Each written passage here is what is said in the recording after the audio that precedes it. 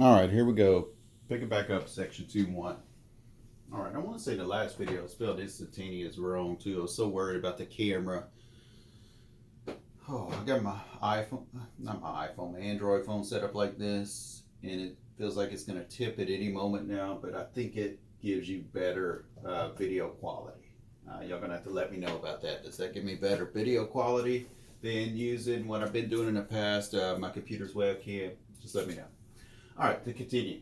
Average rate of change of y with respect to x over the interval from x0 to x1 is given by this. So what is this? The average rate of change of y with respect to x. It's just the difference quotient again. Instantaneous rate of change of y with respect to x at x0 is given by this, the difference quotient with the limit. Okay?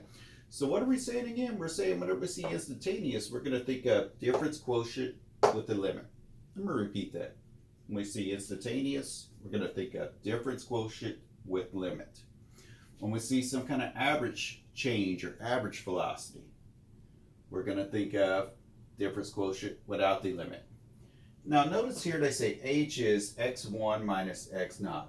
So x1 minus x0. That just gives you the length of the interval like we talked about before. All right, so let's look at our notes and let's look at our example where it says, find the average rate of change of y with respect to x. Find the average rate of change of y with respect to x. Here's my example. That y with respect to x over the interval from x0 to x1.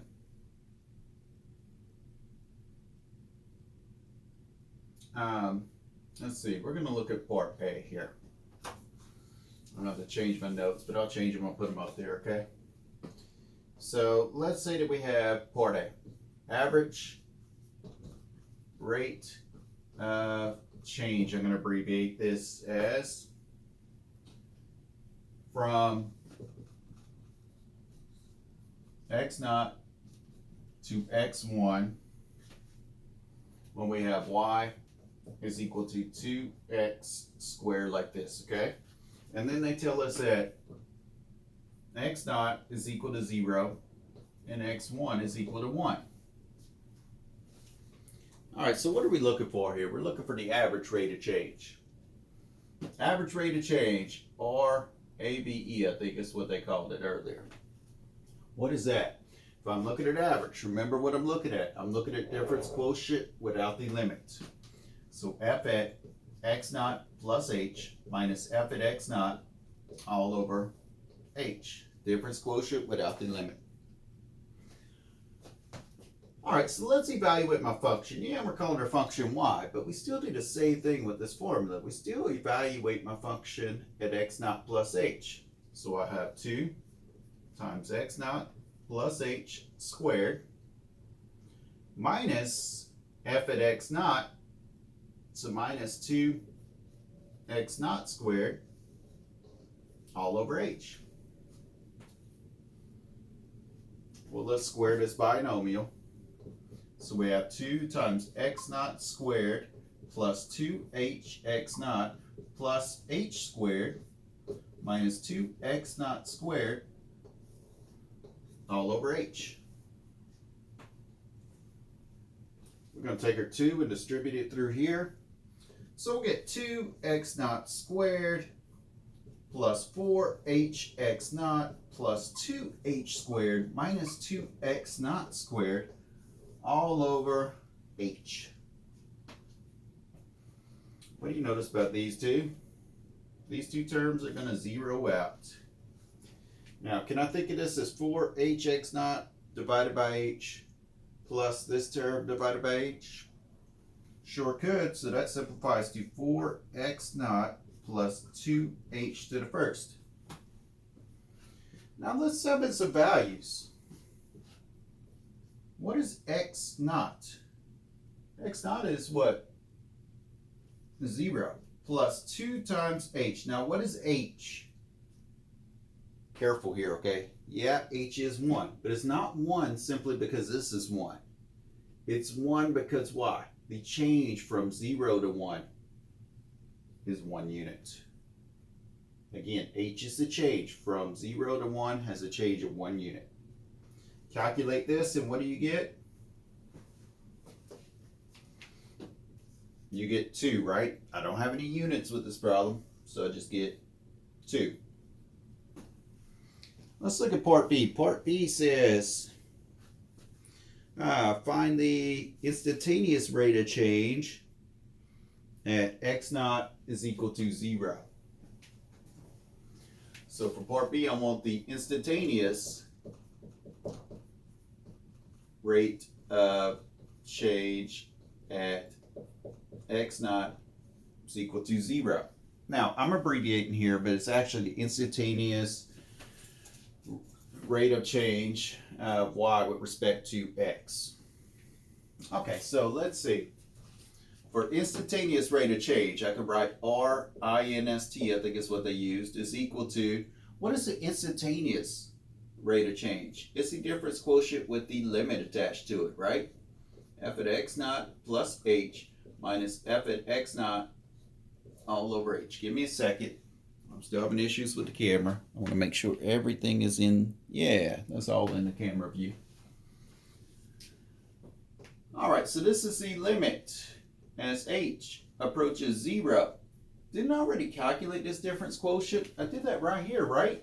And before I subbed anything in, what did that come out to? It came out to 4x naught plus 2h. I already did the work here, so I could just bring this part right here to here. 4x naught plus 2h. All right, I can evaluate this limit at 0.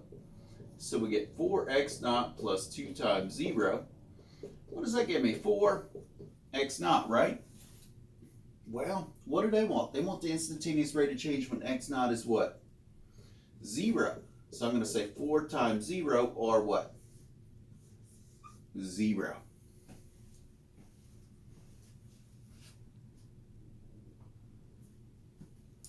All right, let's move on. Let's look next at an example that says, no, it looks like this. I'm not going to write all this because there's a bunch of stuff to write down. I'm going to write down a whole book, then I'll have to erase it to have room to actually work my problem. All right, so I have S is equal to, not S of t, but S is equal to f of t. S is equal to f of t, which is equal to 1250 minus 16 t squared is my function, okay? And this problem says an object is released from rest from the Empire State Building at a height of 1250 feet above street level.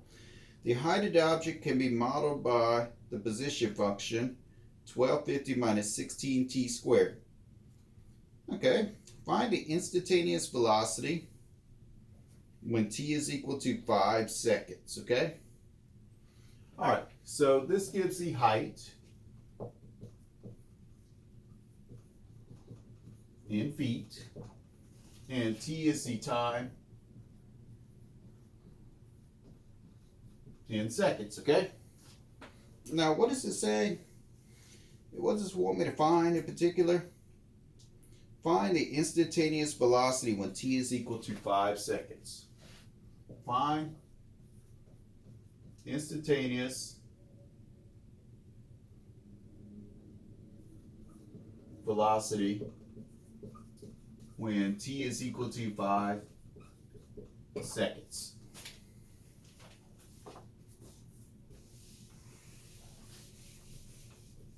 All right, so what are we looking at? Instantaneous velocity. So V-I-N-S-T.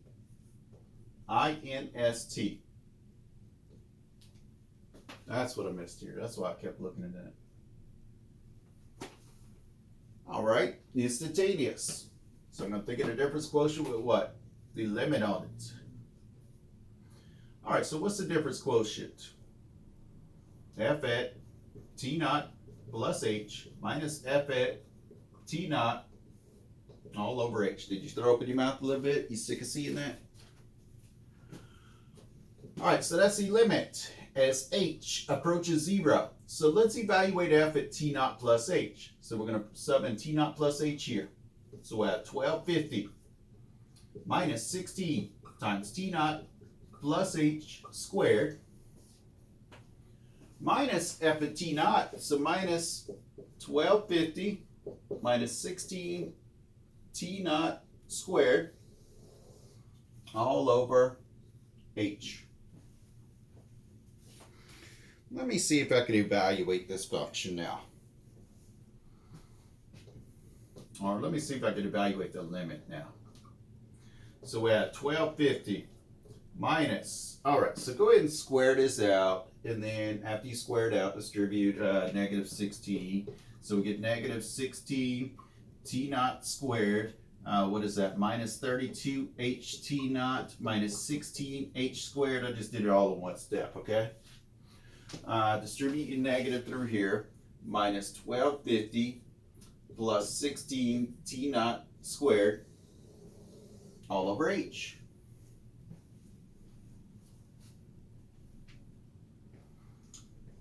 $12.50, negative 12.50, zero out.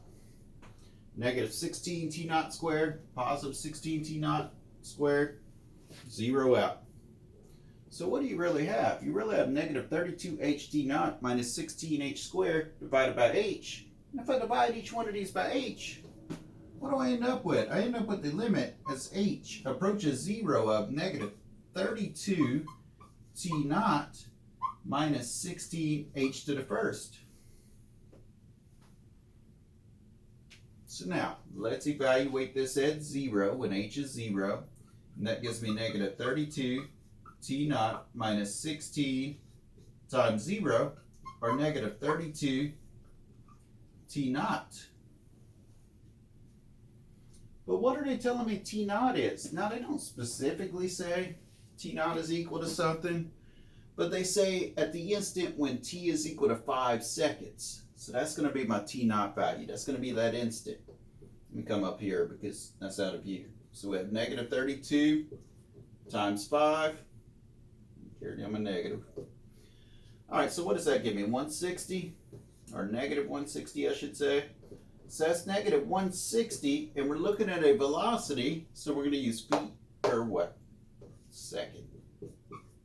So the instantaneous velocity at 5 seconds is going to be negative 160 feet per second. All right. Real quick, let's talk about instantaneous velocity and average velocity, okay?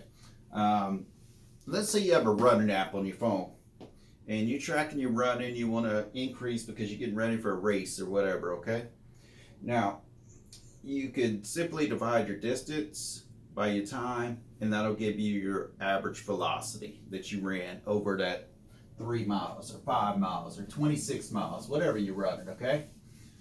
But very important in a race, especially if you're trying to win a race like a marathon or whatever, you want to keep a certain pace.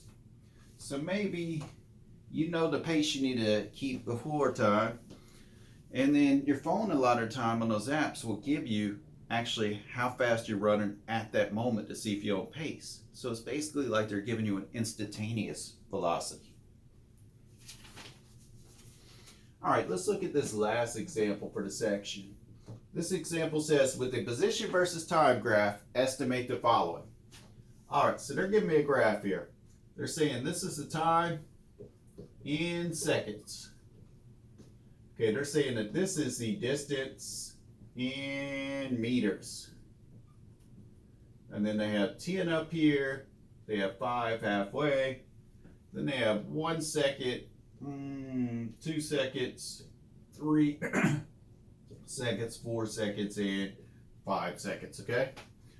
So we have a point right here at 0, 5. We have a point right here at 1, 10. So my graph does something like this. Then we have a point at 2, 5. So my graph then goes down like this. Goes like that. Then we have a point at 4, about 7. So 4 somewhere around 7. So my graph curves back like that.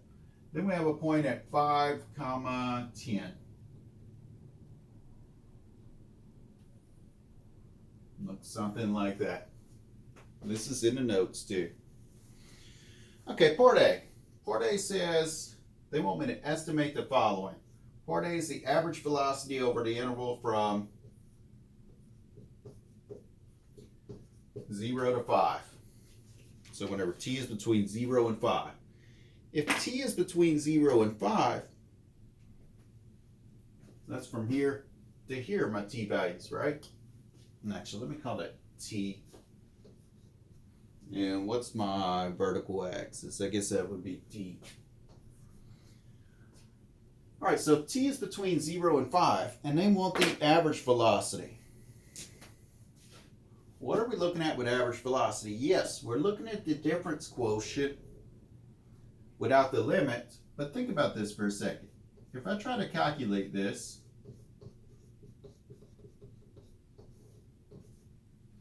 it's not going to work too good for me, the difference quotient without the limit. The reason why, because I never have an equation to plug into, do I?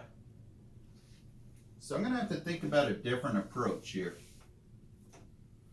Remember we talked about the average rate of change, the average velocity is like the slope of the secant line. So let's look at a secant line that connects a t value of 0 with a t value of 5. So that connects this point with this point right here. It's going to look something like that, right? Secant line. Well, if I have the secant line that connects this point, which is the point what? 0, 5, and it connects this point, which is the point 5, 10, I can find the slope of the secant line by doing what? Change in output over change in input. 10 minus 5 over 5 minus 0. So that's 5 over 5, or that's a value of 1. Now, yeah, I said m secant, but it's really what? Average velocity, right? V, A, V, E. So if it's a velocity, I'm going to have something per something, right? 1 something per something. What are my units going to be here? Meters per second. Meters per second. Part B. They want the values at which the instantaneous velocity is 0. Values at which the instantaneous velocity is 0. What's the instantaneous velocity as far as slopes? It's the slope of the what? Tangent line, right? Let's think about slopes of the tangent line. You want to know where your slopes of your tangent line are 0. What about right here? Your slope of your tangent line looks like that, right? But what about at this point? My slope of my tangent line is horizontal, or 0. So where did that occur? Where was my slope of my tangent line 0? Right here at what? 1 second. So t is equal to 1 second. Where else is the slope of my tangent line horizontal? Right here, right? Slope of my tangent line would be 0 there, and that's a t value of 2. So that's 2 seconds. And actually, this curve actually goes something like that again. So it's going to have a slope of a tangent line of 0 at 5. So t is equal to 5 seconds. And at this point, it kind of does like that. So it has a slope of a tangent line of 0. So t is equal to 0 seconds.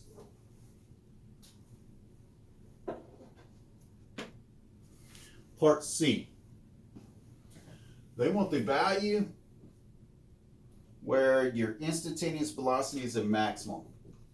Instantaneous velocity is a max. Think about this for a second. Instantaneous velocity, we're talking about the slope of a tangent line. Where do you have a slope of a tangent line that is maximized? Well, first of all, what if I drew a line with this ruler? It look like that. Would this line have a greater slope? Not line number 1 here, or line number 2? line number 2, obviously, right?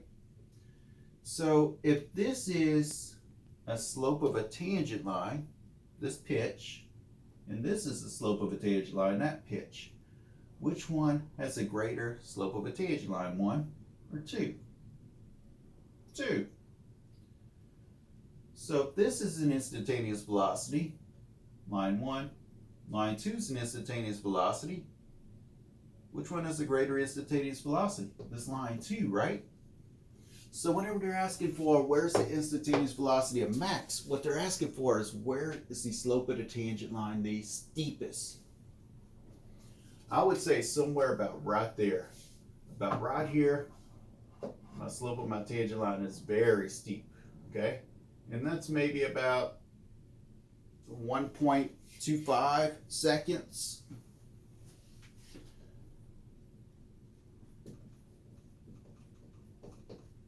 And remember, we're estimating here because we're looking at a free-handed drawn graph here, so we can't tell for sure.